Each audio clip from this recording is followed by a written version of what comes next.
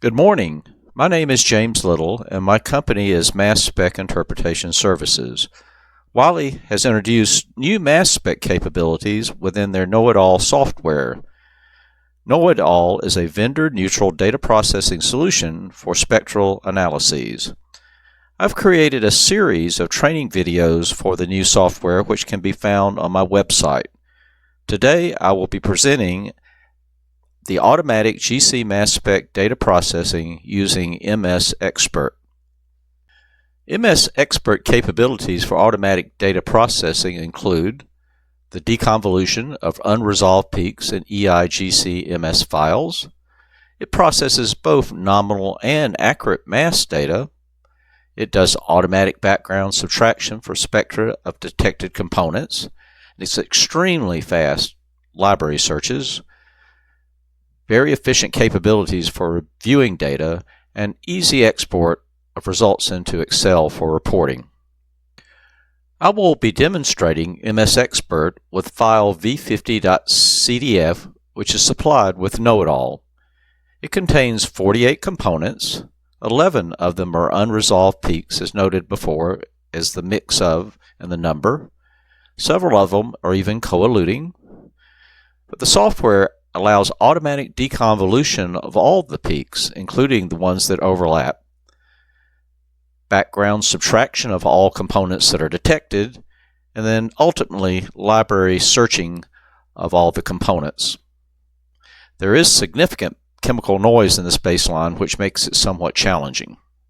Well, let's open up KnowItAll. We come over to the tab at the bottom that says Spectral Processing. That'll bring up the MS Expert icon that we can select that'll allow us to open the data file. Before we open the data file, let's set some of the settings for the search. So we go up to File at the top, go to Settings. You can set the minimum match factor, 30% is reasonable. They like to use a blended score of 90%, HQI, which would be the hit quality index for a similarity search, and 10% or a reverse hit quality index for a reverse search. I imagine that HQI would work well also, but let's use what they suggest is the best. The number of hits, 4 is reasonable. You can put any number you like. And then we need to select the databases. An option that's present in this window says Search All Licensed Reference Databases, and that could be done this way in this window because this is only a mass spec function, so they don't have to worry about the other databases. So I just left that clicked, and that'll select all of the ones that I have licensed, and we're okay to set all the settings now. So the settings are good. So the next thing we need to do is open the data file. You'll find it on the disk. It's kind of buried somewhat in the directory.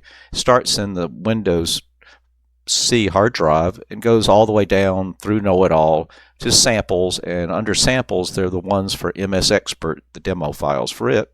We'll open that and go find v50.cdf, get the chromatogram. So as soon as I open this, it will start to deconvolute, and after it figures out the components that are present in the sample, it'll search each one of these components against 1.2 million spectra to get the results. So let's open it.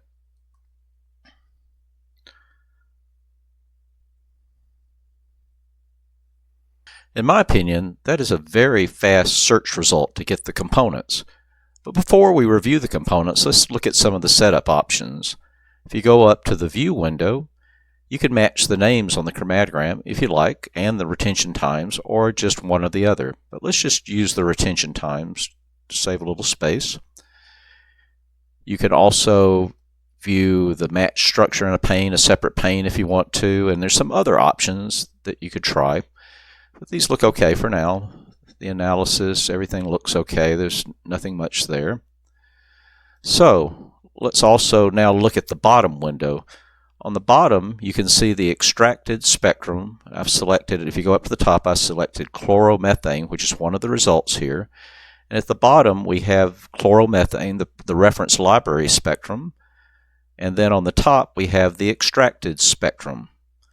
If you go up to the next pane, you'll see the raw spectrum on the bottom and the extracted spectrum after deconvolution and background correction on the top. You can see it got rid of a lot of probably argon and CO2 as background ions. If you decide you don't want to see that window, like always, you can close up a window to make it so you can view the structure a little bit better on this axis here without that window. So that's just a user decision, whichever one they'd like to have. Now let us review the search results. So we're going up to the Components window up here, and we'll click on the first hit. And the first two are either air or a solvent, so we'll get rid of those. So I'm going over to the chromatogram, I'm right-clicking on it, and going to horizontal zoom mode. Now I can define a range that I want to normalize, and we have all the components full scale. So what we do is we go over to the first one we want to look at, which is chloromethane. And you can now, instead of using the mouse to click on the next one, I like to use the up and down arrows on my keypad, which is much more efficient. So I can step, you can see as I step through them, it steps through the peaks in the chromatogram. On the chloromethane's the first one, but if I want to see the next best hit to make sure it was identified properly and there was nothing else to consider, then use the right mouse button on your keypad, and that opens up to show the 4 hits that I specified to be shown. Now we can use the up and down arrows. I'll use the down. You can see that's just another name for chloromethane, but the next one's chloroacetic acid. If you'll note over here, the score has gone down, the mixed score has gone down to 72%, so that really shouldn't be considered as a possibility. So as you go down through the list, the next thing you'll notice is if you jump to the next one, it jumped to the second component. But if I use the down arrow here, notice that over on the, I'll go back and forth a couple of times, but you look at the chromatogram as I do that, as I'm going up and down. You can see it really doesn't move. That indicates there are overlapping peaks for those 2 components that are found there. So one can just keep going through looking for overlapping peaks that indicate that things are not resolved, and also just looking at the identities, and I'm looking at the scores just to make sure everything's okay. And I'll keep going till I see something of interest and show you, talk about it. All of them, stepping through, everything looks good, up in the 90, 98, 90s, 93s, 99. This is the first one. That's awfully low for the highest match it finds from the search. It's around 56% for the blended score between the reverse quality and also the hit quality index. And so that was kind of suspicious. And I spent a good bit of time trying to figure out what was happening there. And I discussed it in detail in my video on unresolved peaks. So you need to go back if you want to get the story behind this. But I found there was about 3 or 4 components were almost co-alluding or overlapping in that area that made the results analyses difficult. I will not step through the other components in the list over here, and I will leave that as an exercise for you to see if there's any other discrepancies that need to be dealt with. But in general, it's very important to remember how to do manual processing using this file and process it, or maybe the unresolved peaks section or the adaptive scores, search types searches. So you can always break things out and do it in that ways. And you can even send a spectrum here. If you select this one, ethane dichloro, you can go over to transfer. You can send it directly to search it and try a different type search if you want to with a different set of parameters.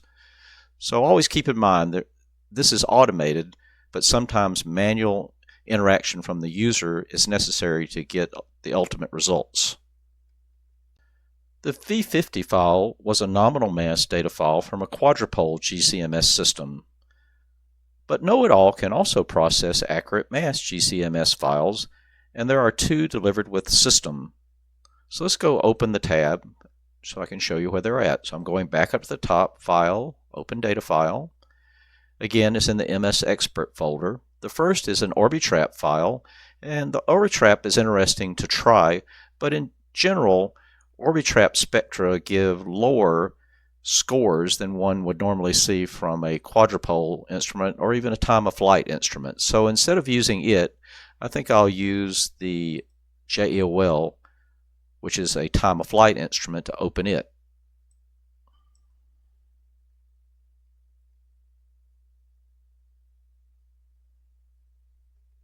I'm sure you noticed that it took a little longer time to process this file due to the amount of information. But again, if you look over, the scores look reasonable for most of these, and you might need to step through some to look at manually.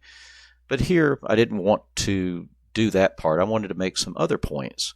One thing is, if you look at the spectra at the bottom, you can see that on the top for the extracted spectrum, you have 4 significant digits to the right of the decimal, while, of course, the mass spectra for the reference libraries are still in nominal mass. But it does a good job of comparing them to get the hit, the blended hit, the score.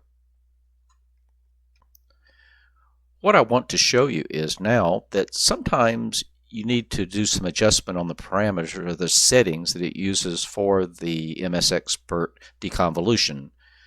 So we'll do that on some very small peaks. So I'll right-click on the chromatogram and go to box zoom mode. That'll allow me to make these little peaks bigger by forming a box instead of a range. You can see that it incorrectly marked one of the components. So I want to just work on these 2 components mainly. I'll include this minor component over here to see if I can make it show up. But to do that, it does the whole chromatogram every time, unless you say include range bar. So down at the bottom, you can see that my mouse changed how it looks, and I'm in that include range bar, and I will stretch a box across that to get those peaks only. When it does the calculation, it only does things within that part of the chromatogram. This include range bar can be useful for a lot of other things. If you want to get rid of the solvent in the initial part of the chromatogram, that would be useful for that. So your report in the components over here only shows the components of interest. The other thing, let's say you have a huge peak in the middle of a chromatogram and you're interested in only the little peaks before and the little peaks after. You can actually include more than one range in this, so you can do the ones before the big peak in one range and the ones after the big peak and after the peak to get the other range, and then the combined components results will only have those of the little peaks before and after and will not include information on the big peak in the middle. But here I was just trying to get it smaller so that when it runs these calculations as I update the parameters, it doesn't take so long. So I'm going to come down to the bottom here where it says parameters, and I'm going to turn it off automatic. First thing you'll notice, it doesn't get any of the components now, and usually that's due to sensitivity. So I'm just going to slide the sensitivity bar over and see if it gets any better.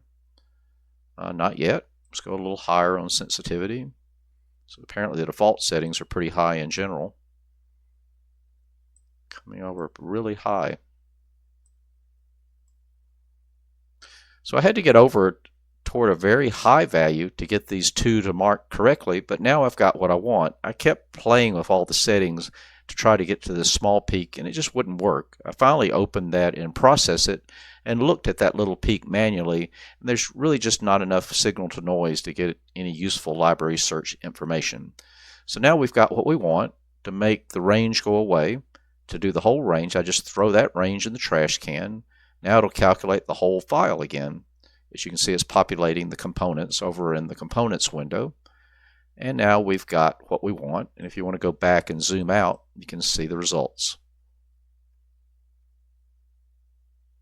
MS Expert also has an input data resolution, which you can go to the advanced and open it up. And I imagine it has something to do with the precision and somewhat to the resolution of the instrument, how you should set it so you don't over-resolve things that should not be split, that should be averaged together. But I've just used, so far, I've only just used the default setting. And most of the cases, except the one I showed you, I've used the automatic for the determining the deconvolution parameters. The only reporting I have done so far is if you go up to Edit, you can copy the chromatogram, and that allows it to put it into the clipboard, and you can take it to Word, into PowerPoint, etc. And the other one I've used is copy all component information, and that creates a clipboard listing of all the data in a tab delimited format that you can paste into Excel. In conclusion, MS Expert is a very quick and effective process for identifying components in a GCMS file. It processes both nominal and accurate mass data.